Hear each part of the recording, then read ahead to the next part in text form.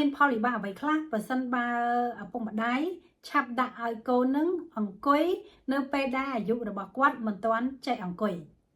យើងអាចដាក់កូនឲ្យអង្គុយបាននៅពេលណាដែលរាងកាយរបស់កូនគឺត្រៀមរួចរាល់ជាស្រេចហើយសាច់ដុំធំរបស់គាត់ក៏រឹងមាំបានល្អហើយយើងឲ្យកូនដាក់អង្គុយបាននៅពេលដែលកូននឹងគឺគាត់ចេះអង្គុយទៅតាមអាយុកាលរបស់គាត់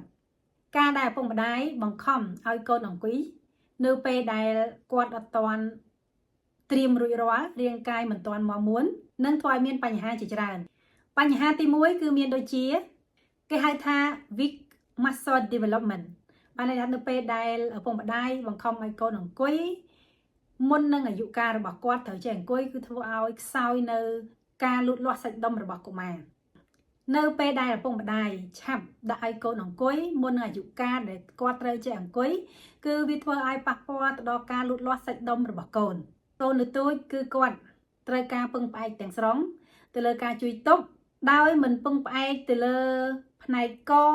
ផ្នែកឆ្អឹងខ្នងហើយនឹងសាច់ដុំពោះទាំងស្រុងនោះទេពីព្រោះគាត់មិនទាន់រឹងកហើយសាច់ដុំខ្នងរបស់គាត់គឺមិនទាន់រឹងមាំនោះទេទី2នឹងធ្វើឲ្យមានផលវិបាកដែលគេហៅថា poor posture នៅពេលដែលឆាប់ដាក់ឲ្យក្មេងអង្គុយយើងនឹងឃើញថានៅពេលដែលគាត់ដើរធ្វើឲ្យខ្នងគាត់រាងកោងពេលអង្គុយក៏ឃើញចេញជាខ្នងកោងដែរហើយនៅពេលដែលធំឡើងពេលដែលគាត់ដើរយើងឃើញថាគាត់រាងទន់អត់រឹងមាំដូចក្មេងដែលឪពុកម្ដាយដាក់ឲ្យអង្គុយនៅពេលដែលរាងកាយរបស់គាត់ត្រៀមរួចរាល់ជាស្រេចនឹងដាក់អង្គុយនៅពេលដែលអាយុកាលគាត់ចេះអង្គុយនោះទេដែលជាទូទៅយើងតែងតែឃើញអ្នកណាម្នាក់ពេលអង្គុយលក្ខណៈគេហៅថាមើលទៅដូចមនុស្សខ្ជិលហើយចូលចិត្តអង្គុយទៅពឹងផ្អែកទៅលើគេពិតលើគេដែលគេហៅថាមនុស្សអត់ឆ្អឹងដោយសារតែ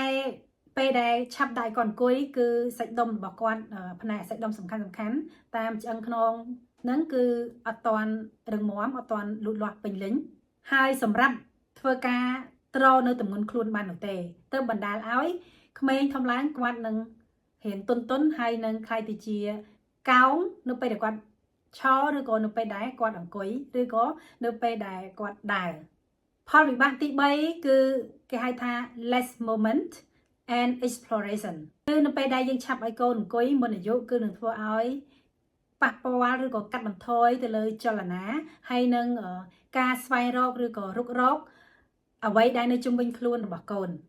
ជាទូទៅគឺក្មេងគាត់ត្រូវការរៀនសូត្រតាមរយៈការបង្វិលខ្លួនតាមរយៈការក្លាប់តាមរយៈថាមីថែមតាមរយៈចលនាផ្សេងនិងតាមរយៈការប្រឹងទប់ដងខ្លួនឬក៏ការរុញឬក៏ការងើបដូច្នេះកុមារគឺត្រូវរៀនតាមរយៈហ្នឹងនៅពេលដែលគាត់នៅទូចដូច្នេះហើយប្រសិនបើយើងបង្ខំឬក៏ឆាប់ឲ្យគាត់មួយនឹងធ្វើឲ្យកូនបាត់ឱកាសនៅក្នុងការធ្វើចលនាឬក៏ស្វែងរករកនៅអ្វីដែលជុំវិញខ្លួនរបស់គាត់ដែលធ្វើឲ្យកុមារបាត់បង់នៅជំនាញជាច្រើនឧទាហរណ៍គាត់អាចនឹងរំលងនៅដំណាក់កាលដែលថាគាត់វាអញ្ចឹងនៅពេលដែលយើងឆាប់ឲ្យកូនអង្គុយគឺធ្វើឲ្យបាត់បង់ជំនាញផលវិបាកទី4គឺគេហៅថា increased fatigue and discomfort នៅពេលដែលយើងឆាប់ដាក់ឲ្យកូនរៀនអង្គុយពេកគឺធ្វើឲ្យកូននឹងគាត់ឆាប់អស់កម្លាំងហើយធ្វើឲ្យមិនស្រួលនៅក្នុងរាងកាយរបស់គាត់គឺបានន័យថានឹងធ្វើឲ្យប៉ះពាល់ទៅលើសាច់ដុំនឹងធ្វើឲ្យសាច់ដុំរបស់គាត់នឹងឈឺនឹងធ្វើឲ្យឆ្អឹងខ្នងគេថាស្ប៉ាញរបស់កុមារហ្នឹងគាត់នៅខ្ចីអញ្ចឹងនៅពេលដែលឆ្អឹងខ្នងនៅខ្ចីនៅពេលដែលយើងឆាប់ដាក់គាត់អង្គុយគឺអាចនឹងធ្វើឲ្យកោងហើយអាចធ្វើឲ្យកកិតយូរទៅអាចធ្វើឲ្យរលាកនៅឆ្អឹងខ្នងហ្នឹងហើយធ្វើឲ្យកុមារហ្នឹងមួម៉ៅឲ្យញ៉ាំញញើនៅពេលដែលគាត់ឈឺនៅផ្នែកឆ្អឹងខ្នងជាទូទៅយើងដឹងហើយនៅពេលដែលមនុស្សចាស់ដែលគាត់តែងតែមានបញ្ហាទៅលើឆ្អឹងខ្នងគឺគាត់អត់ស្រួលទេគាត់តែងតែឈឺហើយធ្វើឲ្យប៉ះពាល់អារម្មណ៍របស់គាត់ខ្លាំងណាស់ដូច្នេះការដែលយើងប្រឹងដាក់ឲ្យកូនអង្គុយមុនអាយុគឺធ្វើឲ្យប៉ះពាល់ដល់ឆ្អឹងខ្នងធ្វើឲ្យគាត់ឈឺធ្វើឲ្យគាត់ញ៉ាំញញើផលវិបាកទី5គេថា loss of natural development order នៅពេលដែលយើងឆាប់ដាក់កូនឲ្យអង្គុយ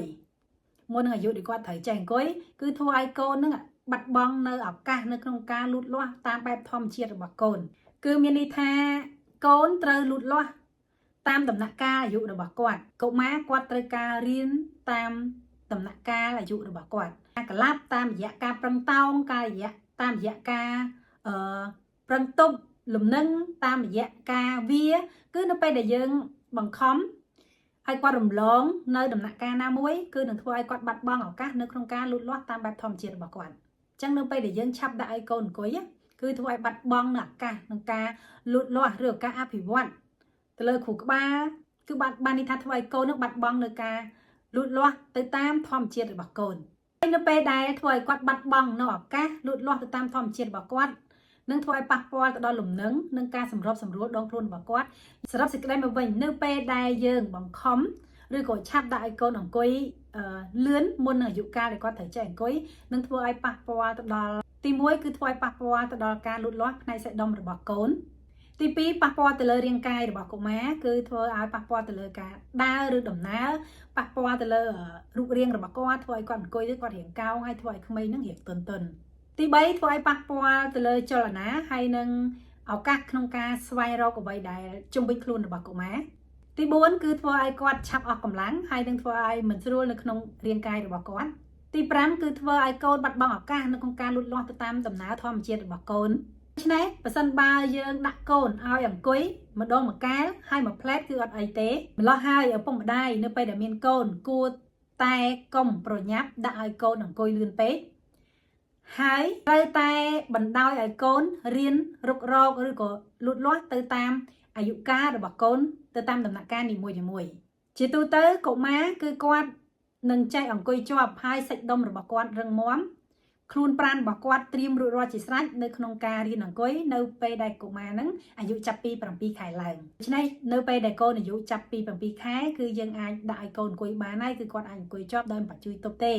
ហើយយើងក៏ត្រូវតែតាមដានមើលដែរហើយយើងដឹងថាទោះបីគាត់អាយុ7ខែសាច់ដុំរបស់គាត់ត្រៀមរួចរាល់ជាស្រេចដងខ្លួនរបស់គាត់ត្រៀមរួចរាល់ជាស្រេចនៅក្នុងដំណាក់កាលចេះអង្គុយជាប់នេះ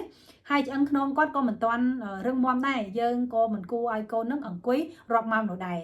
ជាចុងក្រោយនាងខ្ញុំសូមអរគុណចំពោះពុកម៉ែបងប្អូនដែលតែងតែតាមដានស្ដាប់វីដេអូរបស់នាងខ្ញុំហើយនឹងគាំទ្រវីដេអូរបស់នាងខ្ញុំ